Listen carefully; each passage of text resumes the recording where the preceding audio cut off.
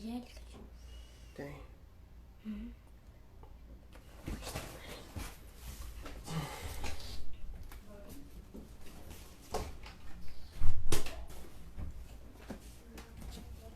Maravilha, Marcelo, seja bem-vindo.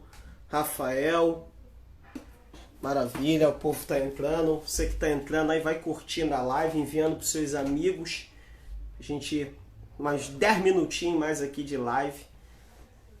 Eita, Silva Amar, opa, Cordeiro, Deus abençoe.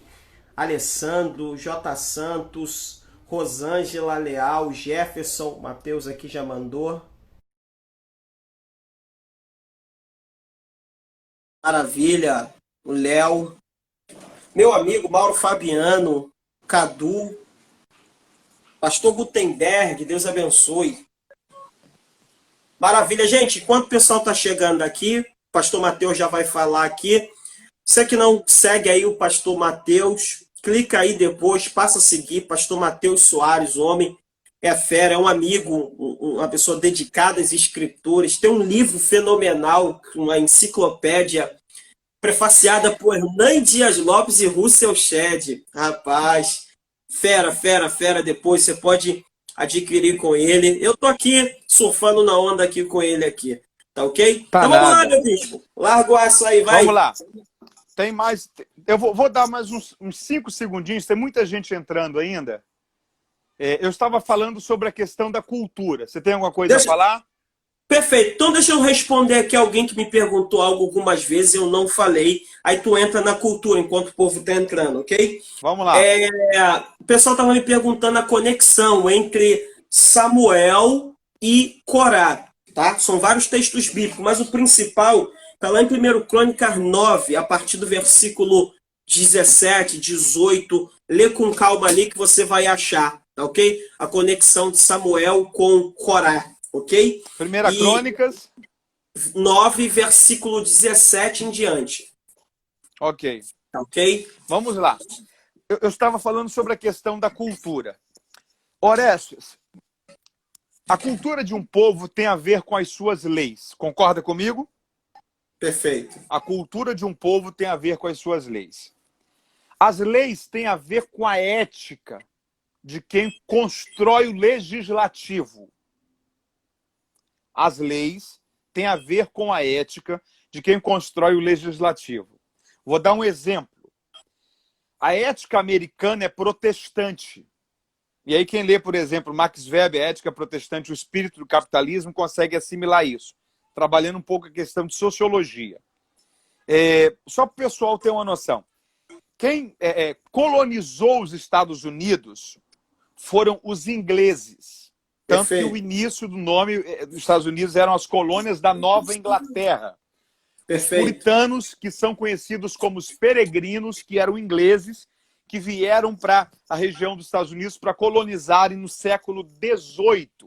E aí tem uma outra coisa que assusta a gente. O Brasil tem 500 anos de história. Os Estados Unidos têm aproximadamente 290 anos de história. Nós temos o dobro de tempo deles. E nós estamos muito atrás. Então, olha como que essa turma desenvolveu. Por quê? Colonização. Olha até hoje quem é Portugal e olha até hoje quem é Inglaterra. Os valores, a cultura, toda essa questão. Por exemplo, os Estados Unidos, se alguém mata a outra pessoa, se alguém assassina a outra pessoa, de duas uma, ou prisão perpétua ou cadeira de morte. Ok? Pelo menos 80% dos carros americanos, você tem uma arma dentro do carro. Pelo menos 80%. Você pode discutir com o americano e sair no soco com ele. Ele pode apanhar de você o que for. Ele não vai entrar dentro do carro, pegar a arma e atirar em você. Por quê? Porque lá existe uma lei que é rígida. Ele sabe que se ele mata alguém, ou é prisão perpétua ou cadeira de morte. Por exemplo, nos Estados Unidos, se o presidente norte-americano cometer adultério no período da presidência, quando ele encerra o mandato, ele precisa ficar 3 meses preso. Isso aconteceu com Bill Clinton. Por quê? É uma lei que a ética dessa lei é uma lei e é uma ética que respeita a Bíblia. É uma ética protestante. Por quê? Porque você só consegue ter uma sociedade forte e um povo moralmente correto se você tem uma lei forte. Perfeito. Uma lei forte gera homens fortes. Uma lei fraca gera pessoas frouxas. Entende isso comigo? Perfeito. Trazendo dentro de um contexto brasileiro.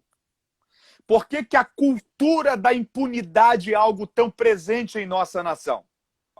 Porque nós temos uma lei fraca. Nós temos uma lei fraca.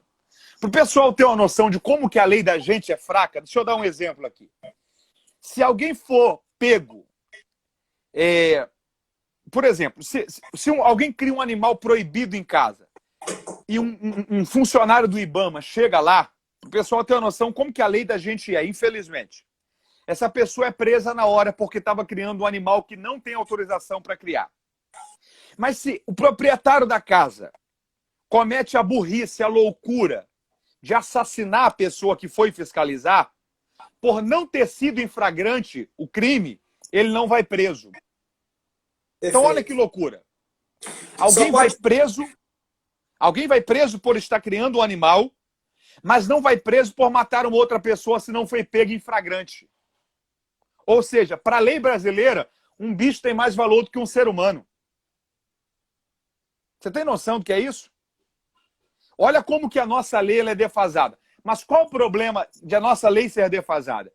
Infelizmente, a motivação de grande parte daqueles que constroem a nossa lei, o nosso legislativo, seja de forma municipal, seja de forma estadual, seja de forma federal. São homens que, infelizmente, legislam em causa própria. Constroem a lei para benefício próprio. Na verdade, eles não governam para o povo, eles governam para ele. E os últimos anos deixou isso cada vez mais claro.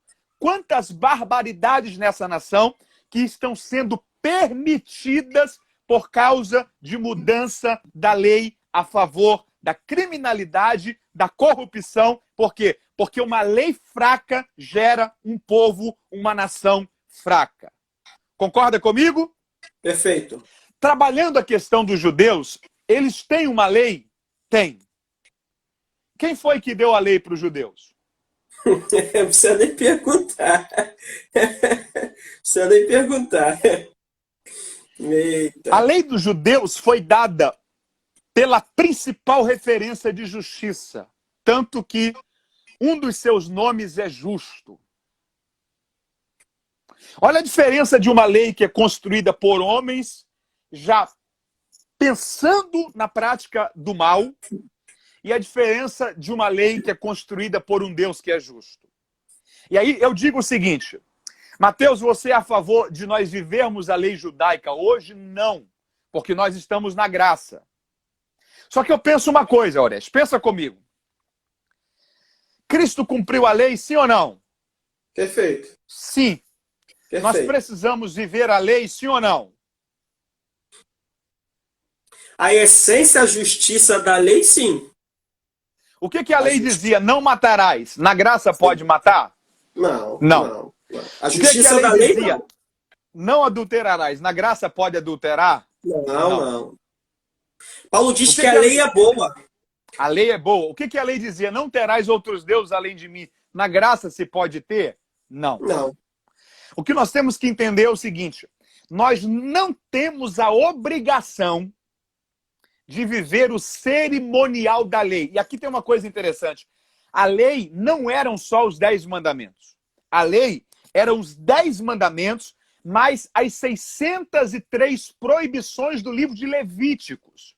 Os 10 mandamentos mais as 603 proibições do livro de Levíticos. Ou seja, eram 613 pontos que um judeu tinha que conhecer, guardar e respeitar. Alguém conseguiu viver isso? Nunca. Não. A pessoa que chegou mais perto foi um rabino que conseguiu guardar 220 pontos da lei.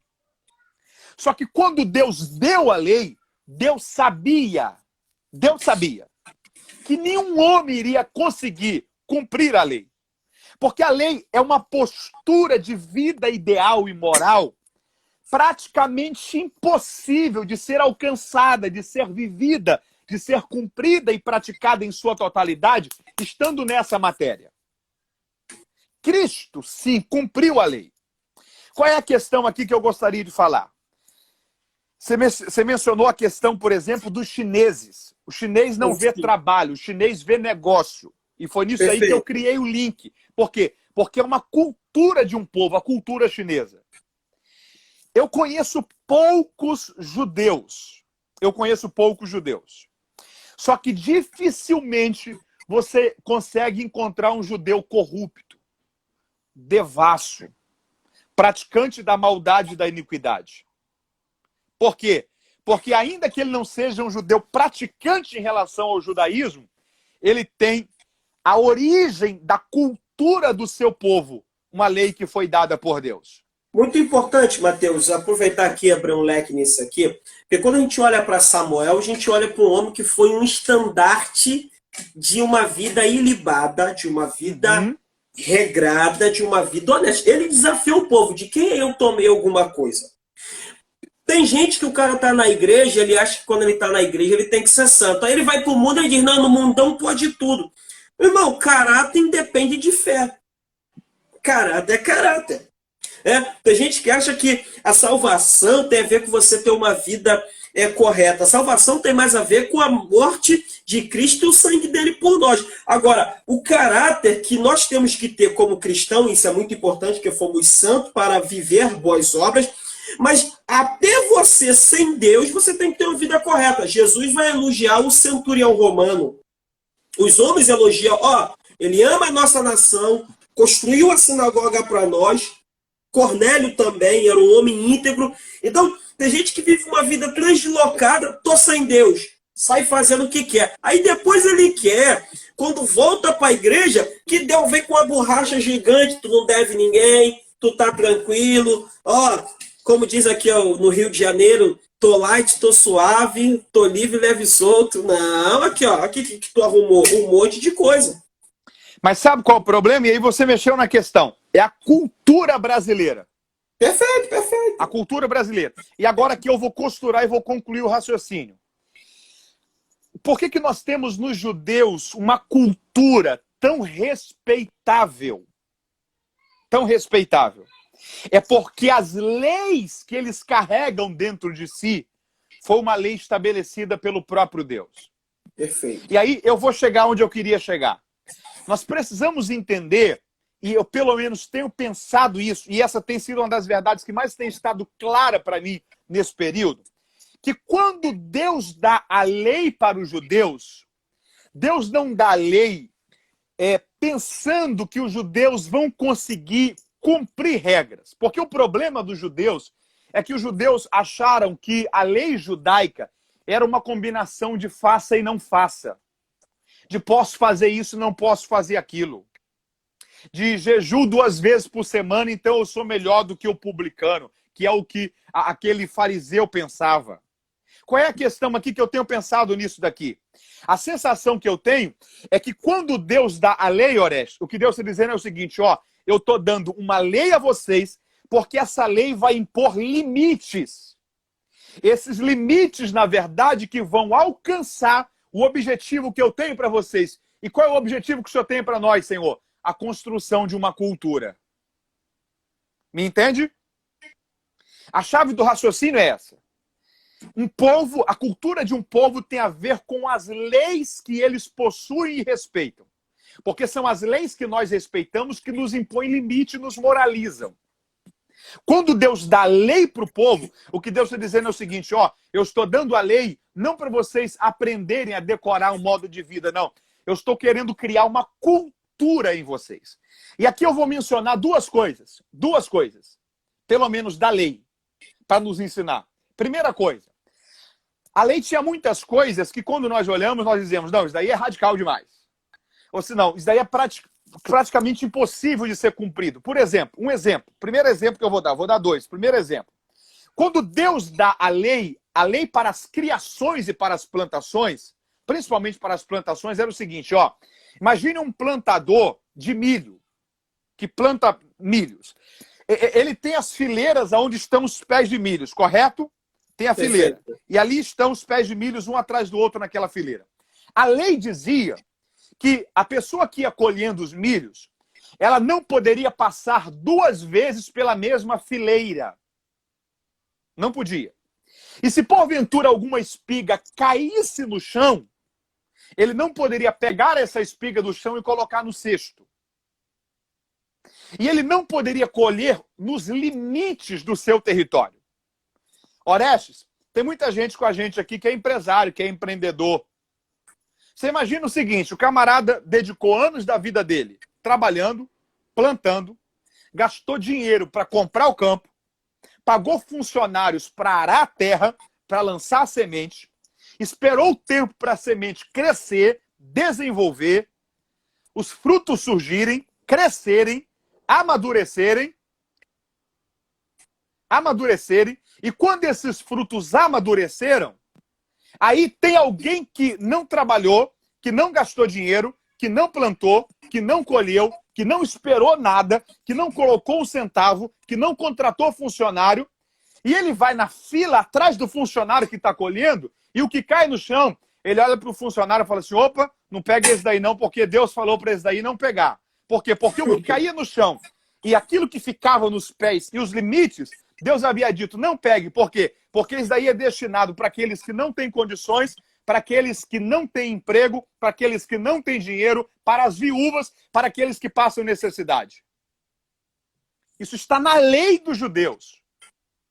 O dono do território poderia pensar o seguinte, não, eu quero lá saber de lei, fui eu que trabalhei, fui eu que investi, fui eu que contratei, fui eu que esperei. Isso aqui é tudo meu. Quem tiver sem dinheiro, tá porque não trabalhou, tá porque não se preparou, tá porque não estudou. Mas esse território meu aqui, é meu aqui. Eu não vou abrir mão do meu lucro, do meu esforço, do meu sacrifício para alguém ter o proveito, sendo que ele não trabalhou em nada, quem trabalhou foi somente eu. Mas o que a lei dizia? Deixe. Por quê? Porque Deus estava querendo criar não uma lei de pode e não pode. Deus estava querendo criar um princípio. Que princípio? O princípio da generosidade. Você entende isso? Perfeito. Deus dá a lei dizendo, ó, pode isso, não pode aquilo, não pegue isso daqui. Não é que Deus está dizendo, eu não quero que você tenha o lucro completo. Não, é Deus dizendo, eu quero construir em você uma cultura. Qual cultura? Generosidade. Entender que você tem, mas o que eu te dou não é só para você, é também para outras pessoas.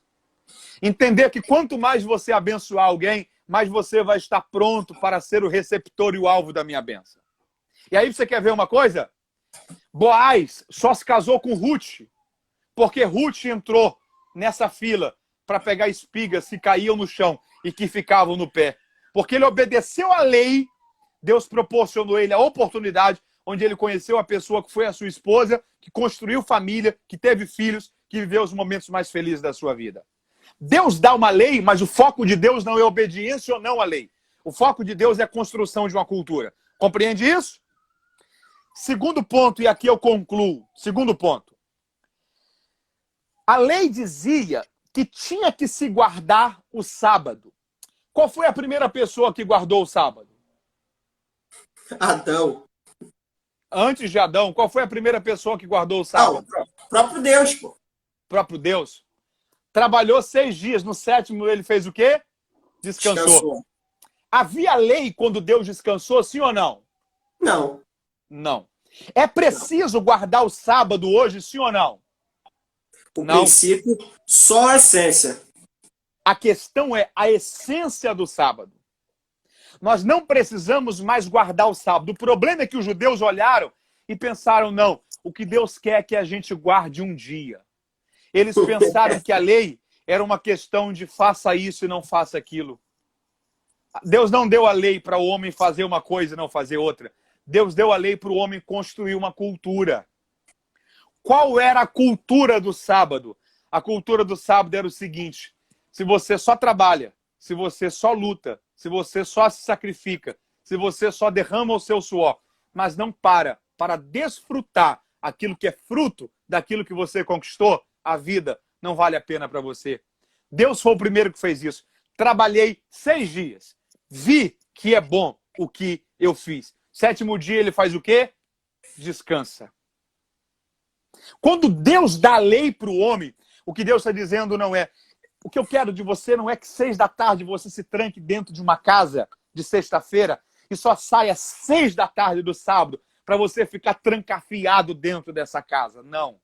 O que eu quero não é que você respeite o ano sabático só para você lucrar 6 anos e no 7º ano você não trabalhar para não ter dinheiro. Não. O que eu quero é que você construa uma cultura. Que cultura é essa? Eu quero que você entenda que a cultura que eu proponho para você é a cultura do seguinte: não vale a pena você só morrer para trabalhar se você não para conquistar aquilo que você tem conseguido através do teu esforço. Pastor Mateus, deixa eu fazer aqui uma de intermediário.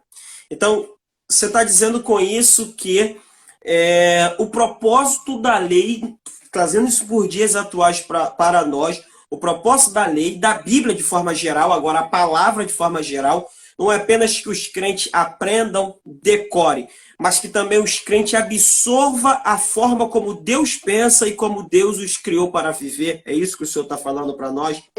Esse é o propósito. E aí tem uma coisa, sabe o que é muito preocupante? Nós estamos vivendo na época da hipergraça.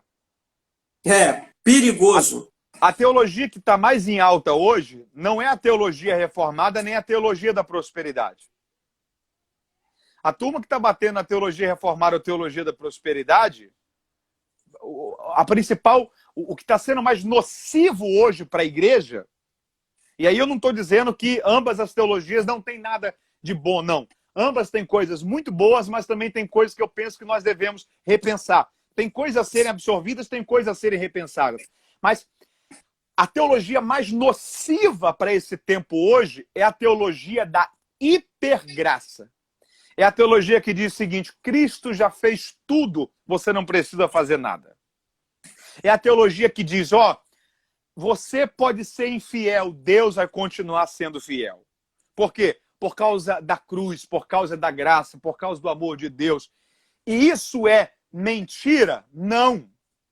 Ainda que sejamos infiéis, Deus permanece fiel. Mas a graça que está sendo pregada por muita gente é uma graça irresponsável, que se esquece de uma coisa: Cristo veio para tirar um jugo, que foi o jugo da lei. Mas ele diz o seguinte: um novo mandamento eu vos dou. E ele diz o seguinte: o meu jugo é suave, o meu fardo é leve. O que as pessoas precisam entender é que nós não temos que viver mais sob o jugo da lei. Só que a graça de Jesus também tem um jugo. E João vai dizer... Pode falar, pode concluir. Porque uma graça sem lei é uma graça irresponsável. É uma graça irresponsável. E um contexto em que não existem limites, que não existem leis. Agora eu mexo não na questão social, mas na questão espiritual. Uma pessoa que a vida espiritual dela, ela não tem limites, ela não tem a responsabilidade, que há uma lei que ela tem que respeitar, que não é a lei judaica, mas é a lei de Cristo, é o jugo de Jesus, é aquilo que Jesus ensinou. E Orestes, em algumas coisas, a graça, ela é mais radical do que a lei. Porque a lei dizia que o adultério tinha a ver com deitar-se com uma pessoa. A graça diz que o adultério tem a ver com imaginar que aquilo está acontecendo. Por quê? Porque na lei a questão era a ação. Na graça a questão é a intenção. Isso aqui é muito interessante. O que vale para Deus não é só a ação, é a intenção. E por que é que Deus impôs limites na graça? Nós precisamos entender isso. Porque da mesma forma como ele quis construir uma cultura para os judeus, ele quer construir uma cultura para os seus filhos na graça. E que cultura é essa? É a cultura do reino de Deus. O reino de Deus também possui uma cultura. Então, vamos entrar nisso aqui. Eu queria voltar em Samuel, mas como a gente já esticou bastante sobre cultura, vamos aprofundar isso aqui. A primeira mensagem que João pregou foi arrependei-vos. A primeira mensagem que Jesus pregou, pastor Mateus, foi arrependei-vos. E eles dizem arrependei-vos por um motivo, porque é chegado o reino dos céus. O que é arrependimento? Talvez o problema, a gente está falando, você falou do exemplo do macaco, vou voltar lá atrás, de repetição de padrão, sem criticar. Arrependimento, para nós, tem a ver com sentimento. E arrependimento tem a ver com sentimento. Mas arrependimento tem muito mais a ver com mente. Porque a palavra arrependimento para Deus tem a ver com decisão. Perfeito. Porque arrependimento, a palavra arrepender significa mudar a mentalidade. Mudar a mentalidade. Então Jesus começou pregando dizendo: mude a mentalidade, porque o reino de Deus é chegado. Qual o problema? O problema é que por muito tempo, pastor Mateus, eu pensei que quando a pessoa se torna uma nova criatura, e a Bíblia diz: se alguém está em Cristo, nova criatura é, ela tem uma mentalidade nova. Um abraço, pastor Adson. Ela tem uma mentalidade nova. Mas isso não é verdade. Você se torna uma nova criatura, mas a tua mentalidade é velha.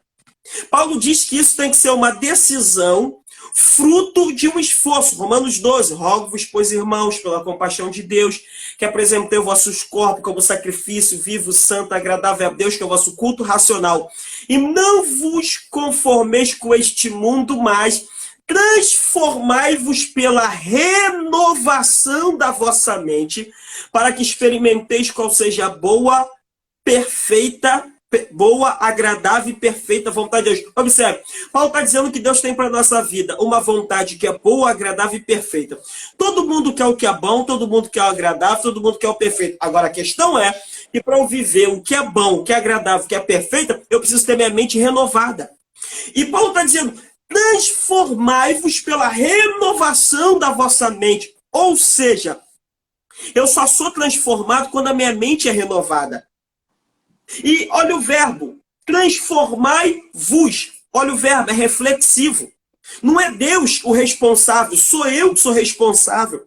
As pessoas chegam na igreja e dizem assim: se Deus quiser, Deus me muda. Não é se Deus quiser, é você que tem que querer viver o melhor que Deus tem para você e se utilizar das ferramentas que Deus coloca à tua disposição, que é a palavra, que é a oração, que é o estudo bíblico, que é o jejum, que é a comunhão, que é ler um livro. Quando você está numa live dessa, que eu sei que está custando o teu tempo, mas tu podia estar no Netflix, você podia estar no Amazon, que eu não acho errado se você vê uma coisa saudável, mas você está aqui... Eu estaria escrevendo. Aí, você estaria escrevendo, você está mudando a sua mentalidade. Agora, escute isso aqui.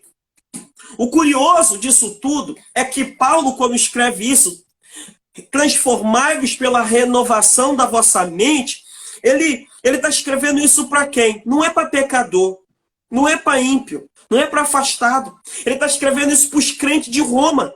Então significa que eu posso estar na igreja há 20 anos e estar pensando de forma equivocada. Eu posso estar na igreja há 30 anos e pensando de forma equivocada. Eu posso estar na igreja há 40 anos e pensando de uma forma contrária ao que a Bíblia diz. E se eu penso de forma contrária ao que a Bíblia diz, eu não vivo a vontade que Deus tem para mim. Esse é o problema de muita gente. Por quê? Porque ele pensa de uma forma diferente do que Deus pensa. Por quê? Porque o problema, escute uma coisa. Para você mudar para você mudar a sua colheita, o que você está recebendo da vida, você precisa mudar suas atitudes. Para alguém mudar suas atitudes, ele precisa mudar o que ele faz. Para ele mudar o que ele faz, ele precisa mudar o que ele sente. Para ele mudar o que ele sente, ele precisa mudar o que ele pensa. Porque o ser humano é uma tríade, ele pensa, sente e age. O que eu penso determina o que eu sinto determina o que eu faço cria meus hábitos de vida. Então, para eu mudar meus hábitos de vida, eu preciso mudar primeiro a forma como eu estou pensando. Eu quero, me permita aqui mergulhar mais um pouquinho nisso aqui. Eu queria falar depois sobre a questão do arrependimento, do metanoia, mas pode falar. Perfeito. Jesus, certa feita, foi... vamos assim dizer, muito bom, aqui tem alguém, o Roberto está dizendo que o povo saiu do Egito, mas o Egito não saiu do coração dele. Muito boa, muito boa. Veja só uma coisa interessante. Jesus foi questionado, certa feita, por que os discípulos dos fariseus jejuavam? O discípulo de João jejuavam, mas o discípulo dele não jejuava. Jesus responde isso com uma certa parábola, com uma certa analogia. Ele diz assim, ó, não se põe vinho novo em odres velhos, porque rompe-se o odre e perde-se o vinho. Mas põe-se vinho novo em odres novos, e ambos se conservam. Ora, tem só gente boa de Bíblia aqui, mas na live também tem novo convertido, então me permita explicar. O que é isso? Naquela época não tinha garrafa de vidro como nós temos, jarra de plástico como nós temos. Quem tinha dinheiro tinha de metal. E geralmente o recipiente do povo era feito de couro costurado, feito às vezes também de órgão de animais costurados. Esse era feito o odre, era feito de couro. E o couro, quando ele é velho, o odre velho, ele perde a sua elasticidade, porque ele já está ficando duro. Quando você bota o vinho dentro do odre, o que acontece com o vinho novo? Ele tem sua fermentação natural, e a fermentação vai fazer as moléculas se expandirem. E vai esticar o couro. E quando ele fermentar, que ele expandir, igual quando você sacode a garrafa de refrigerante, o gás cria uma pressão, o que acontece? O couro arrebenta.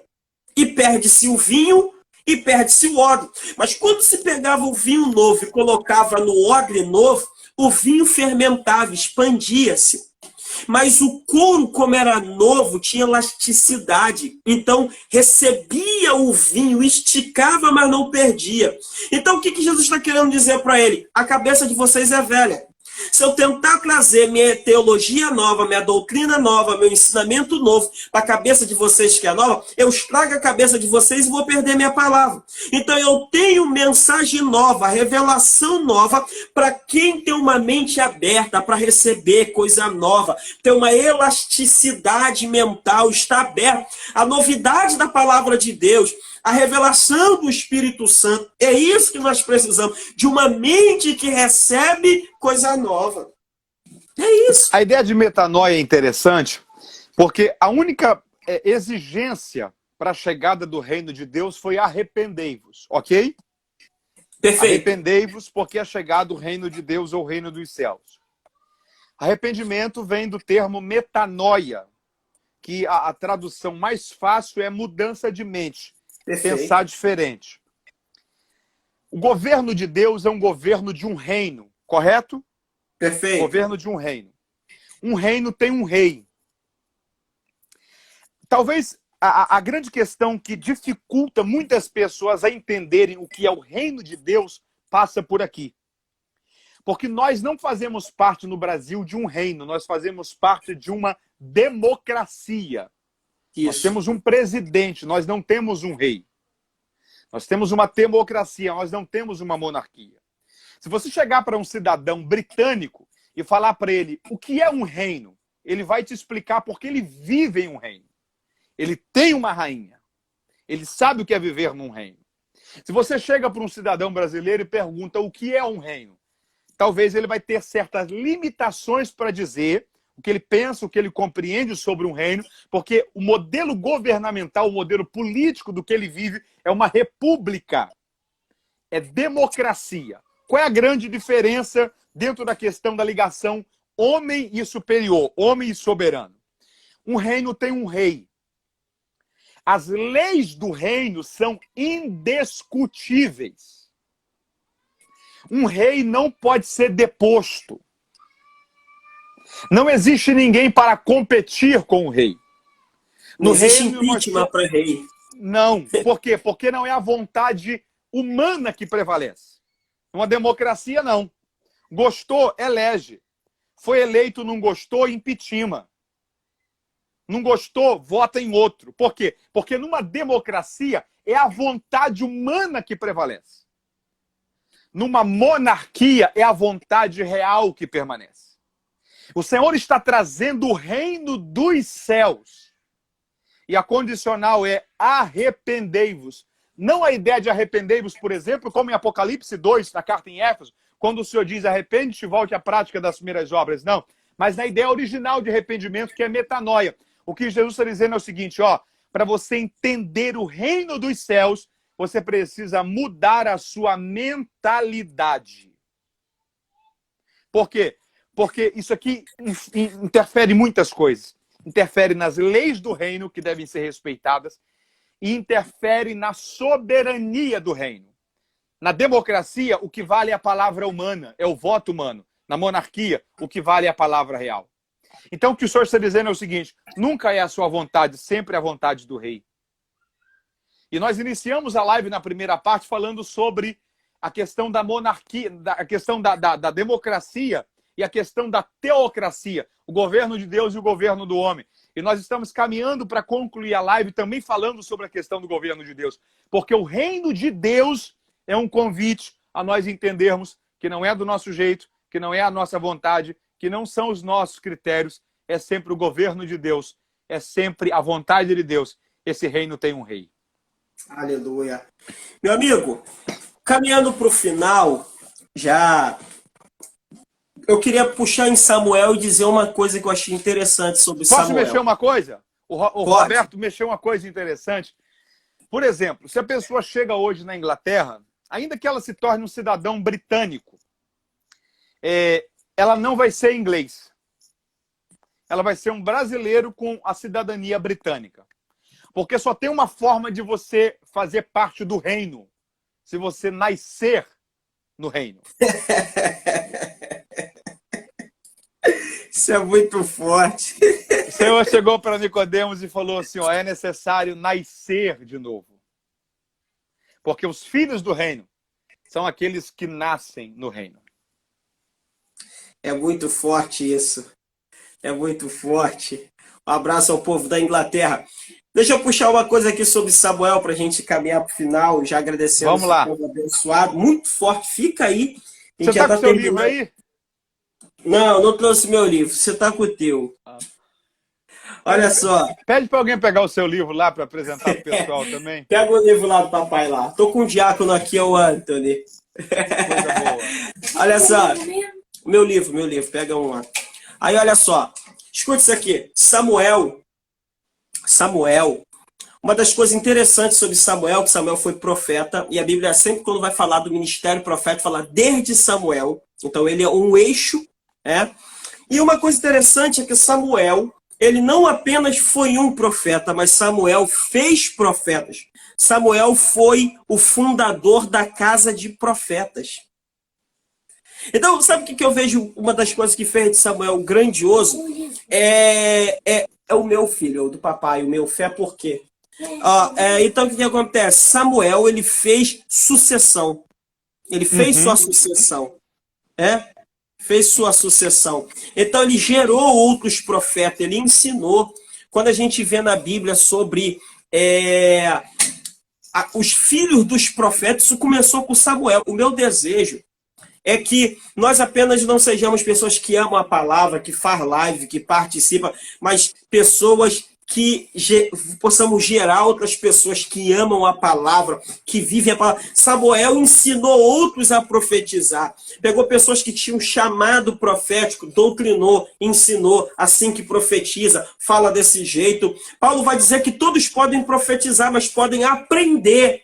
Sabe o que eu vejo na igreja? Que tem muita gente que às vezes não é ensinada, então não aprende a desenvolver seu ministério. Outros até que são limados, sem que lhe dê a oportunidade de ser ensinado. O intuito dessa live é isso, é promover. O meu desejo é que no futuro tenha uma galera top aí fazendo lives, galera nova que está chegando no evangelho agora, que possa criar uma geração após a outra de pessoas que influenciam e que faz discípulo. Como o Valdir Brasil, pastor Valdir Brasil, lá do Sei de Itaipu, diz, a nossa missão é gerar vencedores. Esse aí é o meu pensamento para você. Que teu filho siga teus passos, sua casa siga os teus caminhos. Veja, a Bíblia diz que Deus é o Deus de Abraão, de Isaac e Jacó. A fé que habitou em Abraão passou para Isaac, passou para Jacó, passou para José. Paulo vai dizer para Timóteo, a fé que houve em tua avó Lóide, em tua mãe Eunice, eu sei que habita em você. Uma fé geracional. Esse é o meu desejo em nome de Jesus. Eu creio nisso e eu creio que tudo isso passa. Eu estou cada vez mais convencido disso, Orestes. A grande missão da nossa vida é construir uma cultura. Eu ouvi uma coisa essa semana. Você vê a questão da cultura. Ainda tem bastante pessoas com a gente. Deixa eu fazer um pedido a você. Você que está com a gente aí, nós temos Mais de 180 pessoas ainda com a gente. Segura mais 5 minutinhos com a gente aí. O pastor Antônio Oreste vai apresentar primeiro o livro dele. Eu tenho um anúncio para fazer para você. Nós estamos há 2 horas com você. Se você puder permanecer mais um pouquinho com a gente, eu vou te agradecer muito. Deixa eu falar sobre essa questão de Moisés. Moisés tirou o povo do Egito, correto? Perfeito. Tirou o povo do Egito. Só que o grande problema é a cultura que esse povo veio do Egito. Eita! A cultura que esse povo veio do Egito. Esse povo não teve a cultura ideal para conquistar Canaã. Deus preferiu atrasar a promessa em 40 anos. Você tem noção do que é isso? Eita! Deus vai lá e dizer o seguinte, ó, era para acontecer agora, mas não dá para entregar essa terra para vocês, não. Quem tem um espírito excelente, uma mente pronta, quem tem a cultura de fé, de confiança, eu vou sustentar Josué e Caleb. Mas toda essa geração, movida pela cultura da incredulidade, irão morrer no deserto. Eu penso que o grande desafio, tem muitos pastores com a gente aí, muitos pastores. Você que é pastor, você que é líder de uma célula, você que cuida de alguém, deixa eu falar o seu coração nesse momento agora em nome de Jesus. O maior desafio que nós temos nesse período é construir uma cultura na vida das pessoas. Porque tirar as pessoas do Egito é um processo. Construir nelas uma cultura para elas conquistarem um território é outro processo. Porque senão nós apenas enchemos o céu de salvos, mas não geramos pessoas para fazer com que a terra seja cheia da glória. E aí eu vou mexer numa fala do Dr. T.D. Jakes. T.D. Jakes fala uma coisa muito interessante. Não tem o momento do êxodo ali? Momento do êxodo. Entre comigo agora dentro de uma cronologia. Orestes, você que está com a gente aí, entre comigo dentro de uma cronologia. Nós estamos agora na noite em que a Bíblia diz que aquele anjo da morte passou. Ok? Está comigo aí no raciocínio? Perfeito, vamos embora.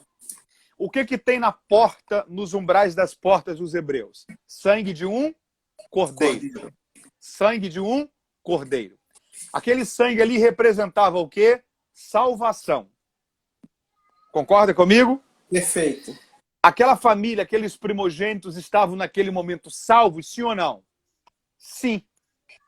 Só que eles tinham saído do Egito, sim ou não? Não.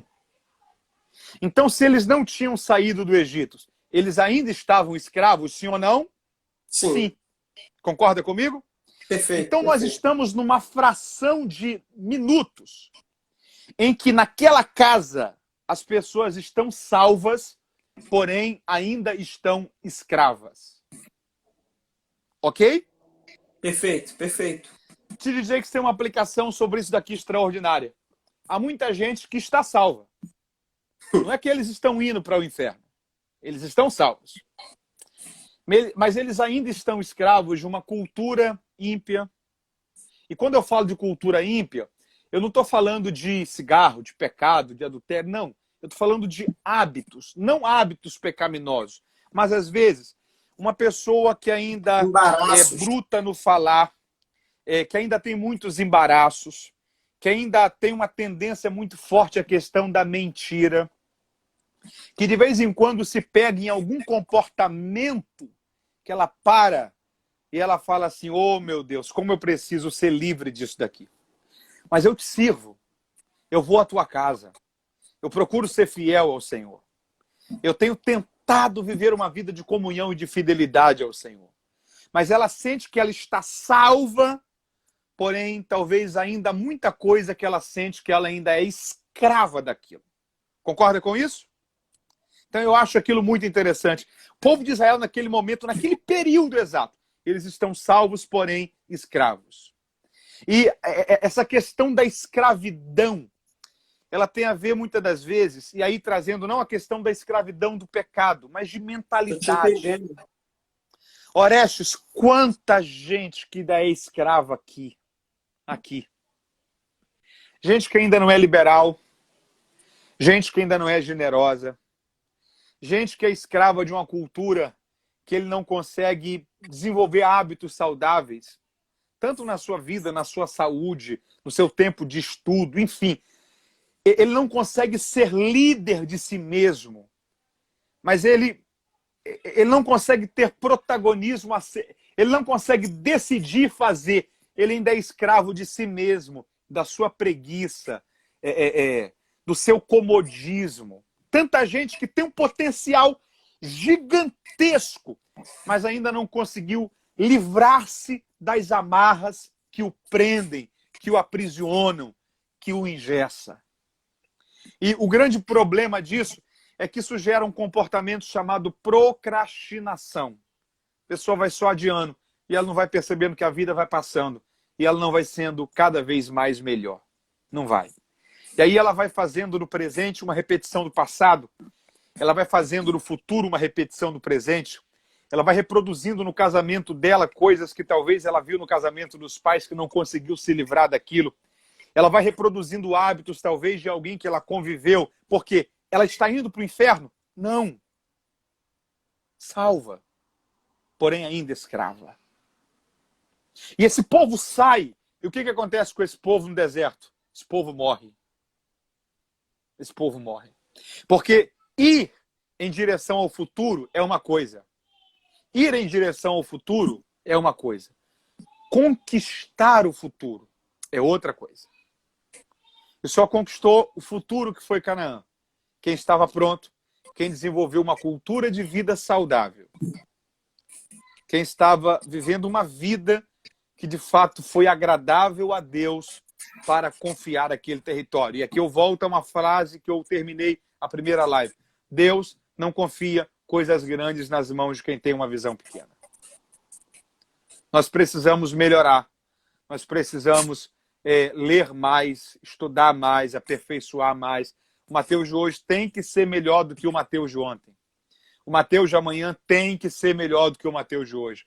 E para que você quer ser melhor, Mateus? Para ser melhor do que alguém? Não. A minha questão não é com alguém. Eu quero ser melhor para ser melhor do que eu mesmo. Amanhã eu tenho que ser melhor do que eu hoje. Então, a questão não é que o Oreste está sendo melhor para ser melhor do que alguém, não. É para que o Oreste de amanhã seja melhor do que o Oreste de hoje. É para quem está ouvindo a gente aí, você precisa amanhã ser melhor do que você é hoje. Você precisa desenvolver novos hábitos. Faça uma lista aí, quando essa live terminar, faça uma lista.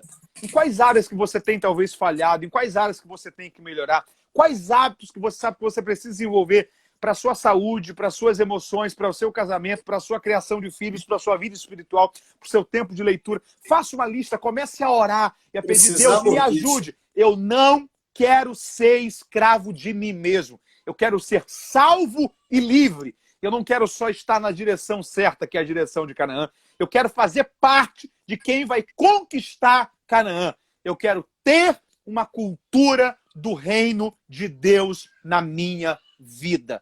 O principal desafio que nós temos hoje, Orestes, é a construção de uma nova cultura. Eu quero aproveitar, pastor Mateus. Você que está com a gente aí. Ok? Eu quero aproveitar a tua palavra. Orestes. Sim. Sua conexão ficou... Eu não sei se é a minha conexão ou é a sua. A sua está um pouquinho turva. Tá. Pode ser a minha, pode ser que eu tô no 4G do celular, mas eu tô te ouvindo bem. Se você puder, conecta o Wi-Fi. Tá. Deixa eu fazer só uma coisa aqui, aproveitando, tá? Você que está ouvindo a gente nessa live, participando, quem sabe você está aqui, está afastado do Evangelho. Você ouviu tanta coisa de um Deus que muda, de um Deus que não é sim e não. Não é um Deus que quer que você seja um religioso, não. É um Deus que quer criar em você uma mentalidade de um vencedor, de uma vencedora. Uma mente capaz de viver o melhor que Deus criou você para ser. Deus quer te libertar do que você tem sido escravo, tanto de si mesmo quanto do pecado. E isso só através da pessoa do seu Filho Jesus. Jesus falou, se pois o Filho vos libertar, verdadeiramente sereis livres. Então, se você quer entregar sua vida a Cristo nesse exato momento, quer voltar para os caminhos do Senhor, eu vou te pedir uma coisa, você pode tomar essa decisão agora, como pastor Orestes.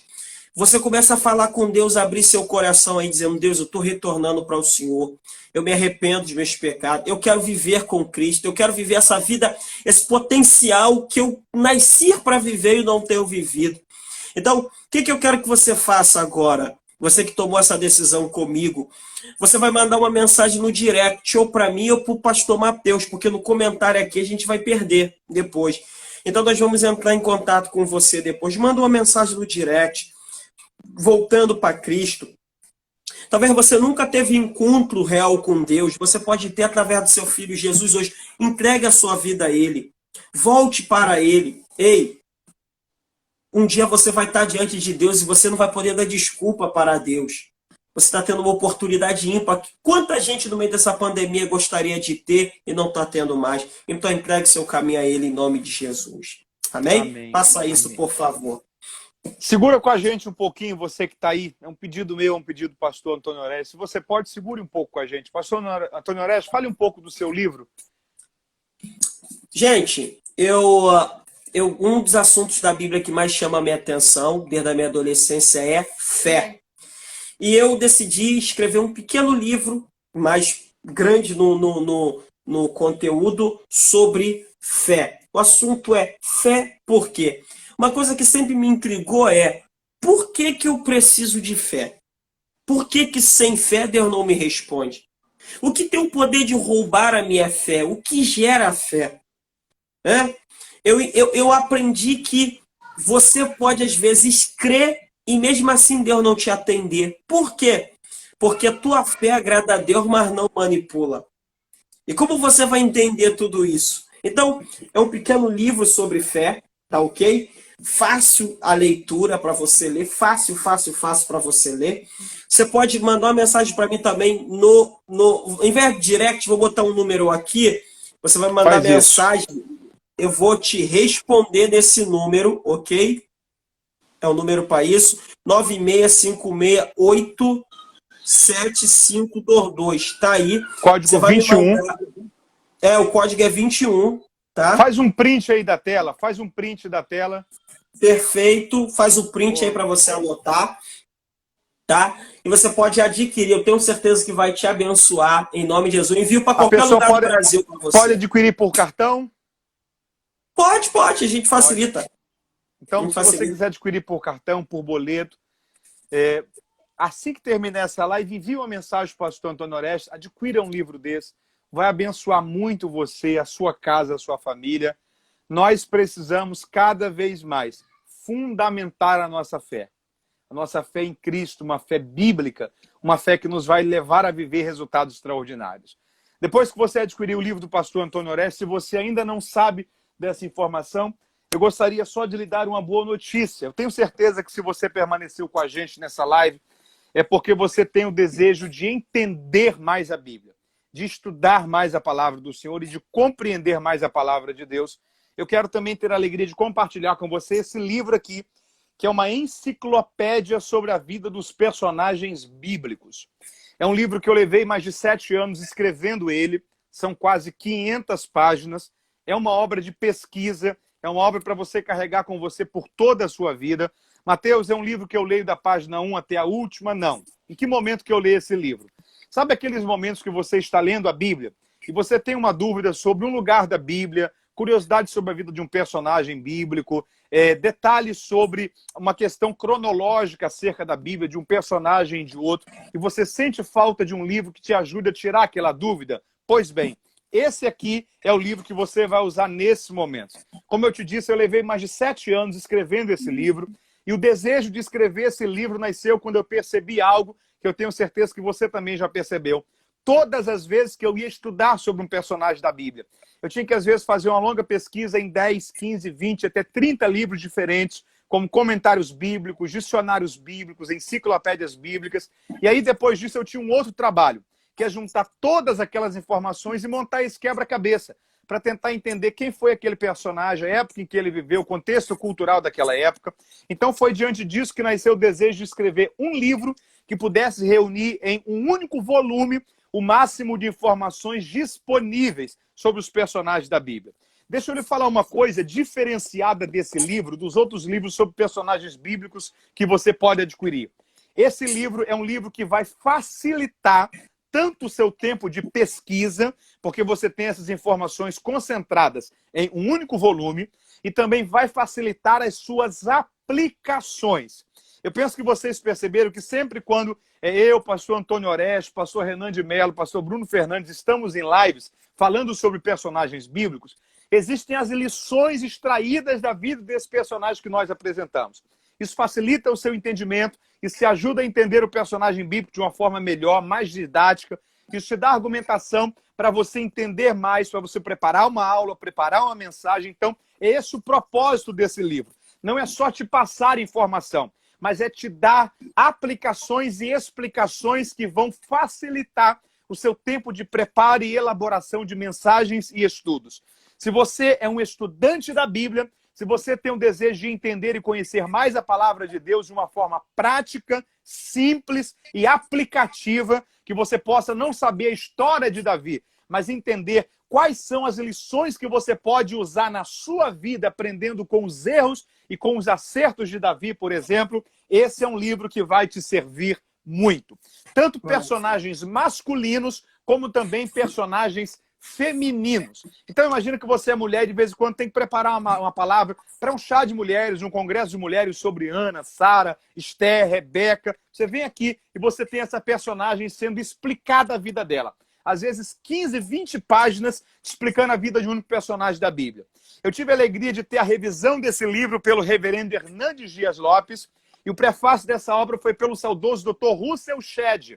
Dr. Shedd chegou a escrever que não conheceu outra obra em português que reunisse tantas informações sobre a vida dos personagens bíblicos quanto essa. Então, você não pode ficar sem adquirir essa ferramenta. Mateus, qual o valor? Apenas R$ 49,90. Uma obra de quase 500 páginas por apenas R$ 49,90. E a boa notícia é que o frete ainda está totalmente grátis. É isso mesmo, você vai receber um exemplar desse daqui na sua casa sem pagar um centavo sequer de correios. Você pode adquirir pelo cartão de crédito, parcelar se for preciso, adquirir por boleto bancário, transferência bancária. Então, assim que essa live terminar, primeiro livro para você adquirir, o livro do pastor Antônio Oreste sobre fé, código 219, primeiro, só um 9, 6568 7522. Se você pode, faça o print aí do código que está o livro do pastor Antônio Orestes, e também depois você tem o telefone 022